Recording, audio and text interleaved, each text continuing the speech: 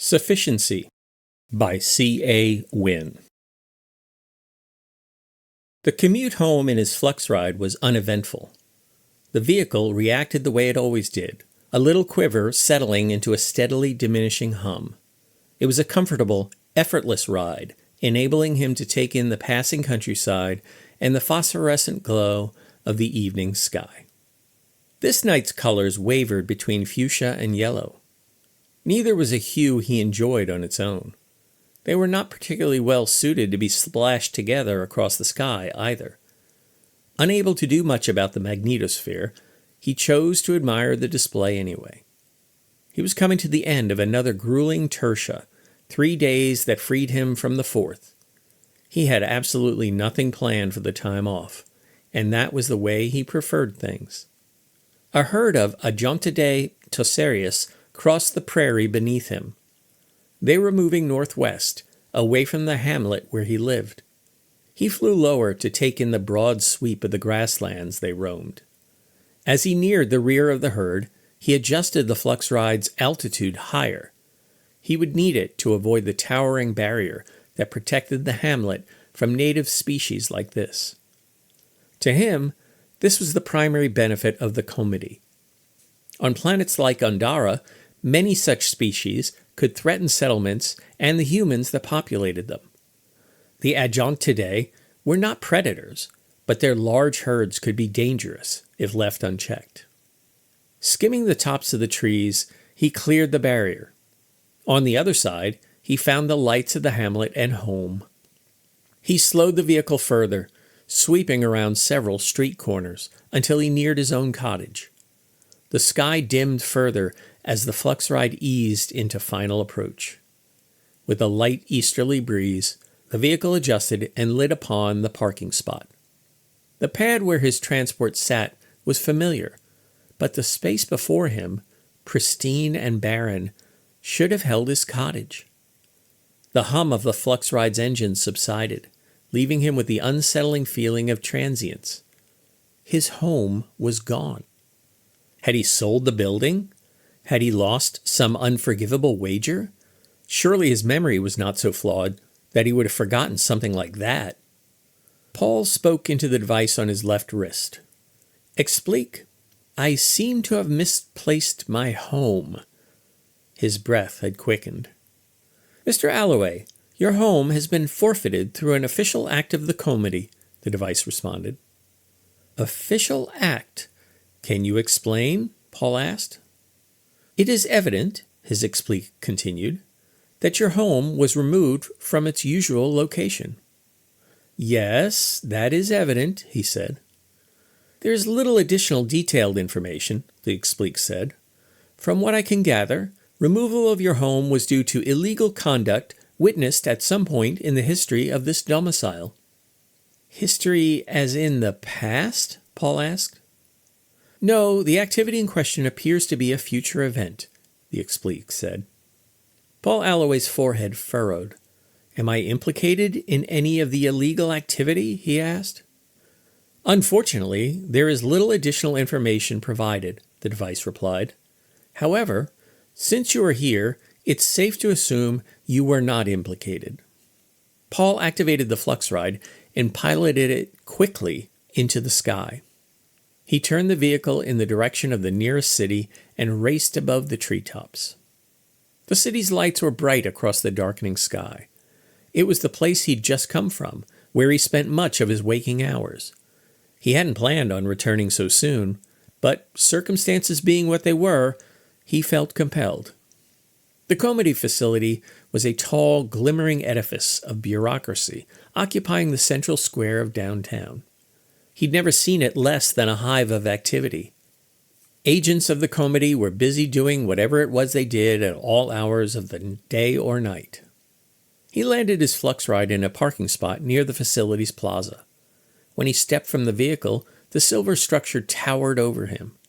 Its many stories were mostly lit by offices, indicating that the state's business was always underway. He walked briskly toward the building. There he found it bustling with activity. Well-dressed men and women entered and exited with an air of purpose. His air was no less purposeful, though his urgency was of a more personal nature. The interior of the building was well kept. Signs and placards pointed in various directions, indicating the many offices therein. It had been a long time since Paul had last been in the building. He took a moment to orient himself before he found the nearest bank of elevators. One elevator opened as though anticipating him. The word forfeiture covered the interior of the car in various sizes and colors. The elevator whisked Paul to one of the floors above. He did not look up to see which one. When the doors opened, he found himself in yet another hive of activity. The word forfeiture appeared on all of the otherwise bare walls. As he exited the elevator, a short, well-dressed young man rushed past, slowing only enough to utter the words, "Temporal Seizure is at the end of the hall." Paul paused. It seemed odd to him that this young man knew the office he was looking for. He turned to watch the man disappear into one of the many open doors down the hallway. Within the office of Temporal Seizure, Paul found a very different environment. A calm hush replaced the bustle from the hall. A single desk sat in the center of the room. 2 chairs, one in front and one behind, sat empty. Along the back wall was a closed door. Paul glanced around to find the walls bare and the lighting dimmed. The door at the back of the room opened, and a young woman emerged. She smiled at him as she approached the desk. "Mr. Alloway, we expected you sooner," she said. "Did you?" he asked. "Well, perhaps by a few minutes," she answered. "And how would you know?" he asked. "We at Temporal Seizure are regularly traveling forward and backward in time," she interrupted. "Knowing when things will happen is an occupational hazard. Please have a seat," she said, waving to the chair before the desk. As he sat, he noticed the nameplate, Helen Kulm, Administrator. "I came here," he said. Ms. Kulm raised her hand to interrupt. "You are here to argue for the return of your domicile." "Yes, there seems to be some," he said. "Oh, there's no mistake, I assure you," she said. "Must you?" he asked. "I'm very sorry," she interrupted. Another occupational hazard, anticipating questions. The room fell silent. Paul smiled. The administrator smiled back. "How can you be—" Paul stopped suddenly, anticipating her interruption. She did not speak, so he continued. "How can you be sure my cottage was not seized by mistake?" "Mr. Alloway, I understand your confusion," Ms. Kulm said.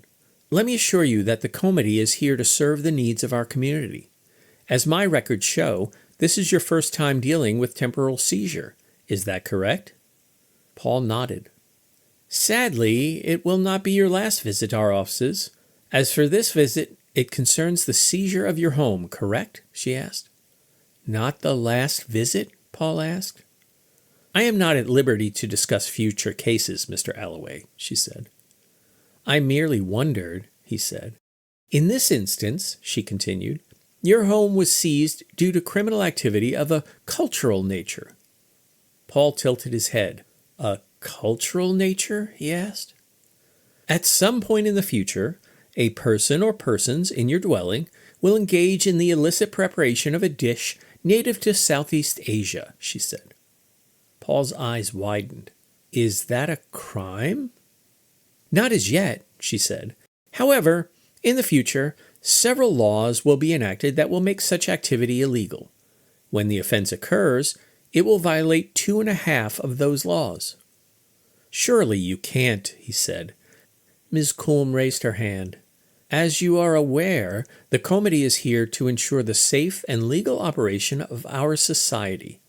We in Temporal Seizure are tasked with the confiscation of all assets implicated in the commission of a crime. While you will not be personally involved, your property will be, therefore requiring its seizure." "The crime?" he said. "Pad Thai, specifically," she again interrupted. 2.5? he asked. "That is a matter of interpretation," Ms. Kulm said. "The judicial board to hear your case will be unable to settle on whether 3 laws were violated or just 2, so they'll split the difference. The effect is the same." Paul stared silently, waiting for the administrator to continue. When it appeared she had nothing further to say, he tried to speak again. "And there's nothing I can—" "I'm afraid not," she blurted. He let out a long sigh, then rose to his feet. "Concerning your next visit to our offices," Ms. Coombe said, rising with him, "I would like to commend you on your choice of representation. I'm not at liberty to reveal her name, but your case will be ably argued." "About that," he said, "I'm afraid I can offer no further details on that case," Ms. Coombe said. She offered her hand. Paul took it, uncertainly. When he emerged from the Comity facility, Paul Alloway wore a blank stare. The experience seemed more like a dream or a nightmare. He hadn't yet considered where he would spend the night, much less where he might live in the near future. He barely registered the crowds as he crossed the plaza to where he had parked his flux ride. When he arrived at the stall, he found no vehicle parked there. Paul lifted his left arm toward his face and spoke. "Explique? Where has my flux ride gone?" "Mr. Alloway, your flux ride has been forfeited through an official act of the Comity," the device responded. "Official act? Is this related to my missing cottage?" Paul asked. "There's little additional detail provided," the explique said. "However, this appears to be unrelated to the seizure of your cottage. It involves the likelihood of future illegal activity to be committed with your flux ride." End of Sufficiency by C.A.Wynn.